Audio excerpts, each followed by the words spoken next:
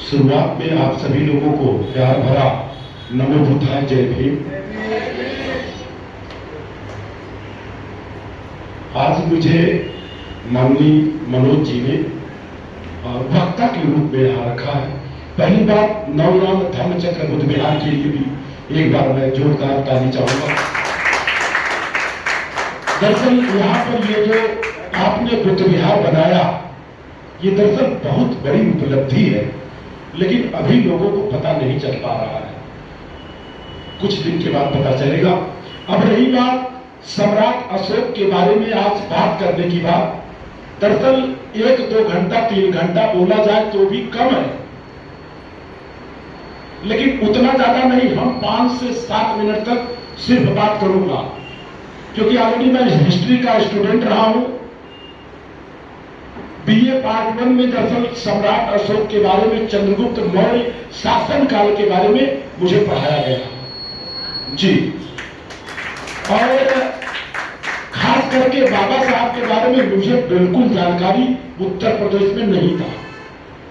इसलिए बता दे रहा हूं, सम्राट अशोक का सिर्फ नाम लेना दरअसल अधूरा जैसा लगता है जब तक हम बाबा साहब का नाम न ले लें। ये मेरा मानना है।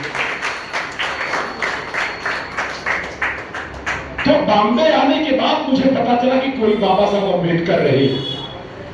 उसके पहले मुझे सिर्फ और सिर्फ पता था कि भीम, नकुल वाला भीम, क्योंकि रामलीला देखने जाता था। बाबा साहब के बारे में जानकारी मुझे महाराष्ट्र में हुआ।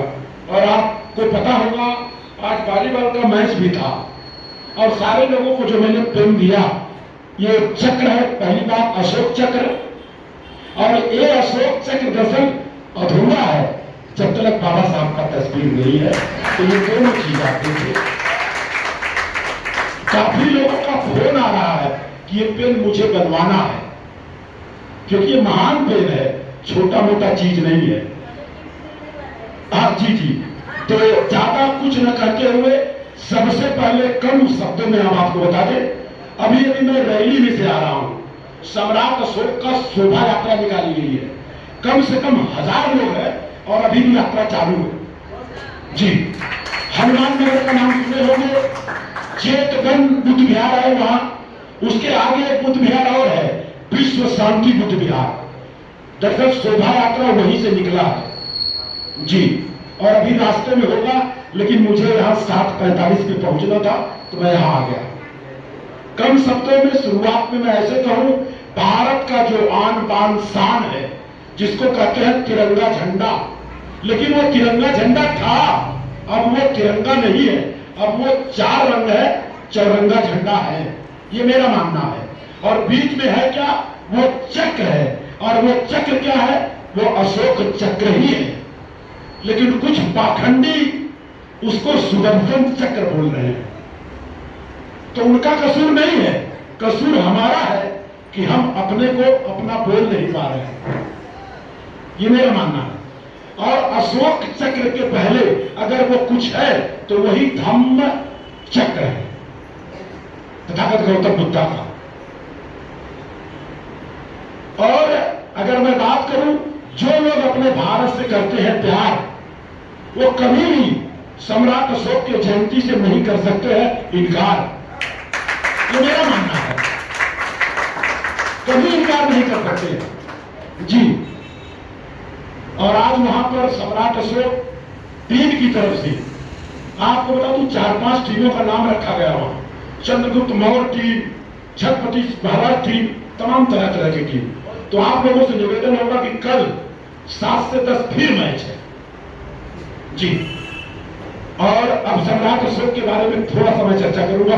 बैठ के करूं क्या, क्योंकि 4 बजे से जाग रहा हूं मैं, बैठ के कर लूं? Thank you. और देख के करना पड़ेगा मेरे। सच्चाई यह है कि जिस सम्राट अशोक के बारे में आज हम बात कर रहे हैं, अगर हिंदी में बात करूं तो इस 7/12 का जो उतारा है पूरे भारतवर्ष का, वो सम्राट अशोक के नाम है जी।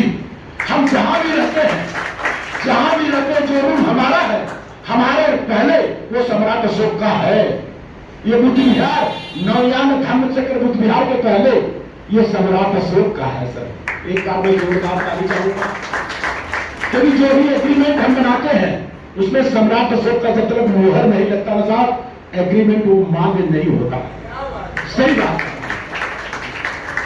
अब आगे की मैं बात करूं, सम्राट अशोक की बात अगर मैं करूं तो दरअसल ये किताब आप लोगों को पता नहीं होगा, 5000 किताब मेरी तरफ से लोगों को घर घर तक पहुंचाया गया। तस्वीर किसका है? ये नवयान धम्मचक्र बुद्ध विहार का ही तस्वीर है और इसी किताब में सम्राट अशोक के बारे में लिखा हुआ है।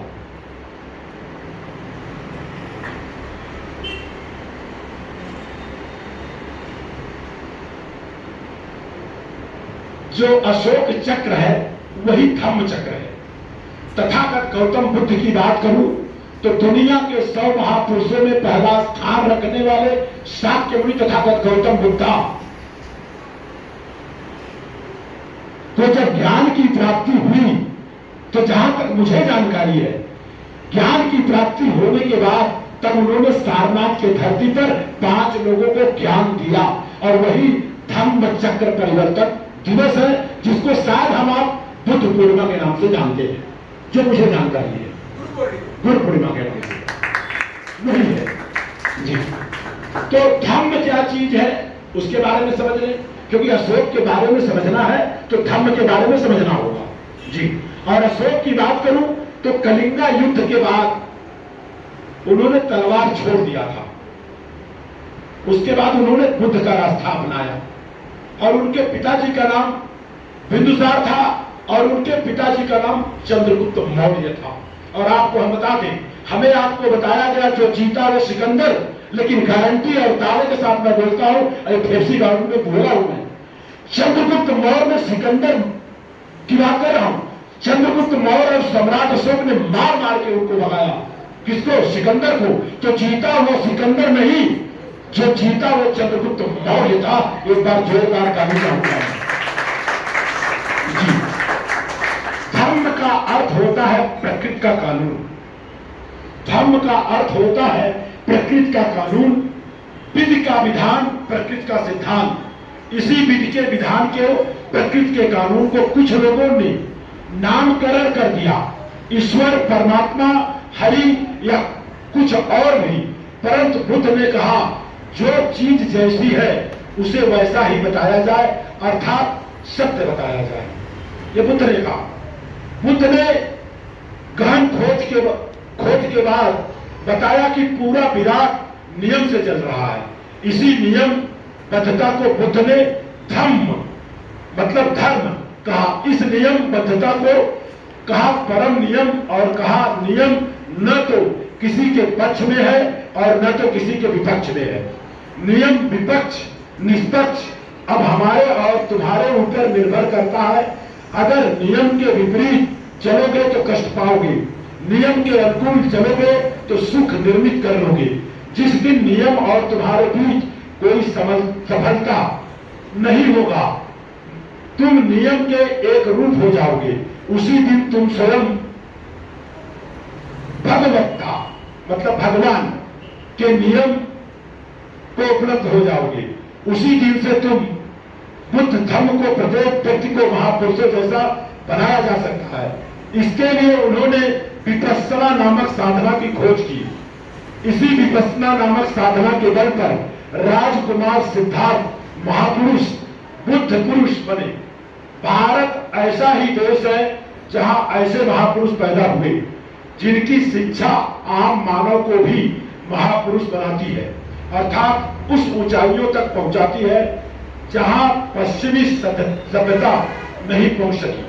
जरा कल्पना करें किसी राजतंत्र में या लोकतंत्रात्मक देश में संपूर्ण सरकारी स्थल पर धर्म पर लागू कर दिया जाए तो उस देश की जनता नैतिक आचरण संस्कार व्यवहार कैसा हो जाएगा।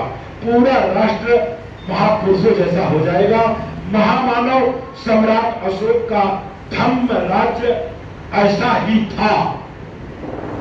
सम्राट अशोक के जमाने में हमारा भारतवर्ष विश्व गुरु रहा है।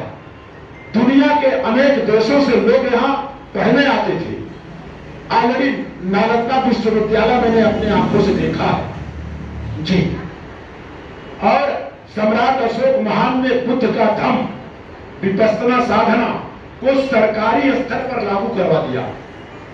इसके लिए संपूर्ण भारतवर्ष में 84,000 विद्यापीठ, जिसको हम बुद्ध विहार बोलते हैं, वो दरअसल विद्यापीठ रहा है, का निर्माण कराया।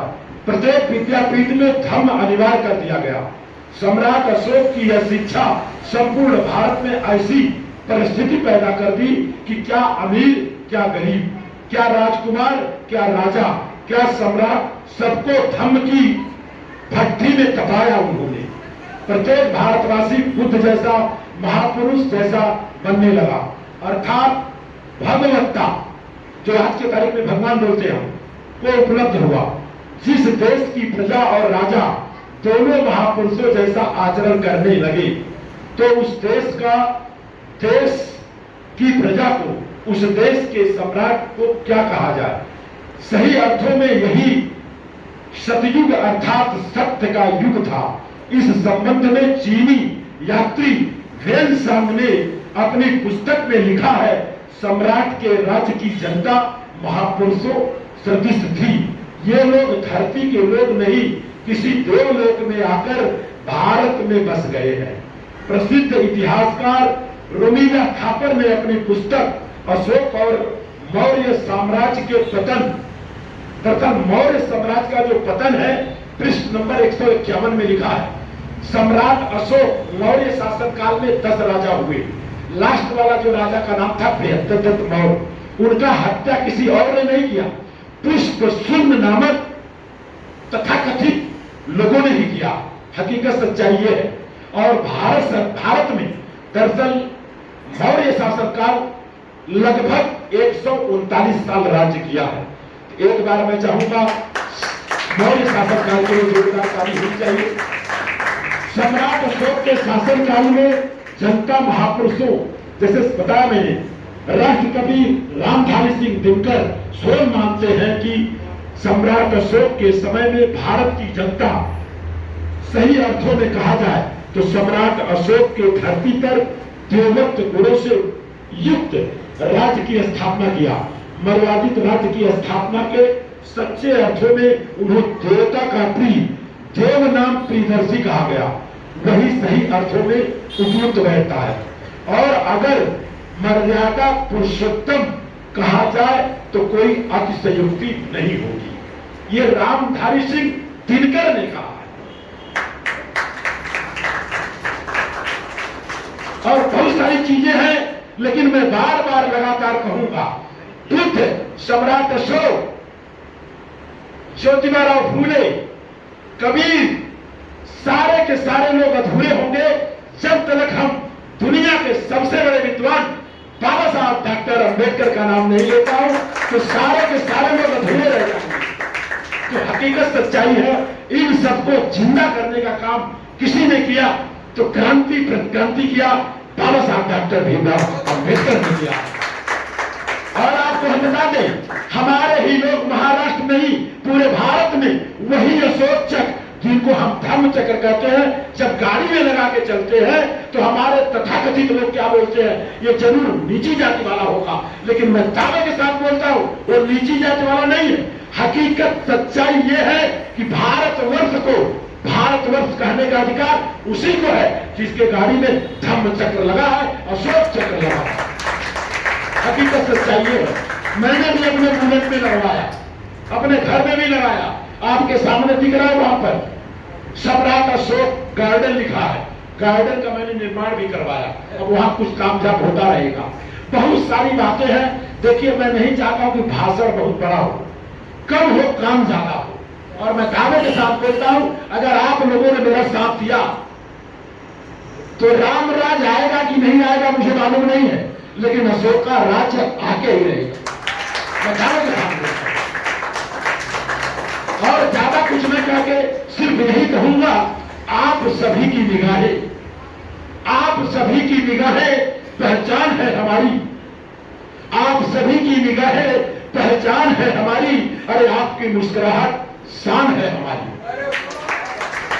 आपकी निगाहें पहचान है हमारी, अरे आपकी मुस्कुराहट शान है हमारी, इसी पर मेहनत करना है। अरे यारो, रखना अपने आप को हिफाजत से, रखना अपने आप को हिफाजत से, क्योंकि आप लोगों की दोस्ती जान है हमारी, जान है हमारी, जान है हमारी।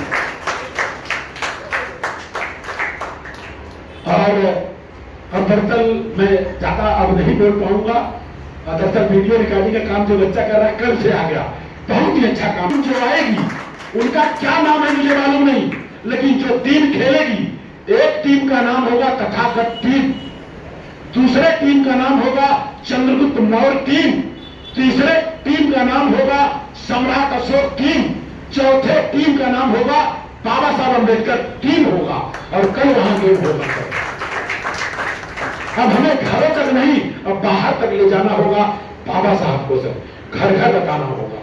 ये काम बड़ा आसान नहीं है, बड़ा कठिन काम है, क्योंकि जैसे हम बाबा साहब का नाम लेते हैं ना, तो सामने वाला समझ जाता है कि ये छोटी जाति वाला होगा। लेकिन मैं मानता हूं, आप लोग मेरे बड़े भाई हो यार, ये मेरा मानना है, हकीकत सच्चाई ये है। तो गाड़ी पे चक्र लगा के चले, मैं दावे के साथ बोलता हूं। और आपको बता दें, सारे लोगों के मोबाइल पे सम्राट अशोक का लाइट लग गया था, जितने वालीबाल वाले थे जी, सबके भी। तो लास्ट में ज्यादा कुछ न कहते हुए बस लास्ट में एक दोस्ती यारी में आप लोगों के लिए क्या है कि बस एक ही तमन्ना है। अब वो क्या तमन्ना है? आपके चेहरे पे मुस्कान हर रोज हो, आपके चेहरे पे मुस्कान हर रोज हो, और आपका चेहरा कभी कमल तो कभी रोज हो। आपके चेहरे पे मुस्कान हर रोज हो, आपका चेहरा कभी कमल तो कभी रोज हो। बस एक ही तमन्ना है कि आप सभी जो जिंदगी में हर पल बस मौज हो, मौज हो, मौज हो। इसी के साथ अपने बातों को विराम दूंगा। नमो बुद्धाय, नमो बुद्धाय।